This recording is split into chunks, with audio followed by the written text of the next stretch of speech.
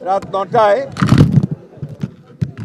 দলের চেয়ারম্যান জনাব তারেক রহমানের সভাপতিত্বে জাতীয় স্থায়ী কমিটির জরুরি সভা অনুষ্ঠিত হয়েছে।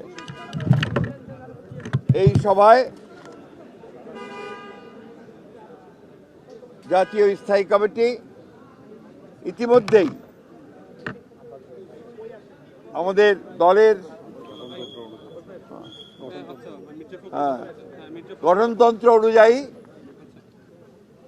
দলের ভারপ্রাপ্ত চেয়ারম্যান জনাব তারেক রহমান চেয়ারম্যানের দায়িত্ব গ্রহণ করায় সন্তোষ প্রকাশ করেছে আলহামদুলিল্লাহ এবং চেয়ারম্যান দল পরিচালনার ক্ষেত্রে যেন সফল হতে পারেন সেই জন্য সবাই দোয়া করেছে। প্রিয় সাংবাদিক বন্ধুগণ, এর পরের যে সিদ্ধান্ত আমরা নিয়েছি এই সিদ্ধান্তটি হচ্ছে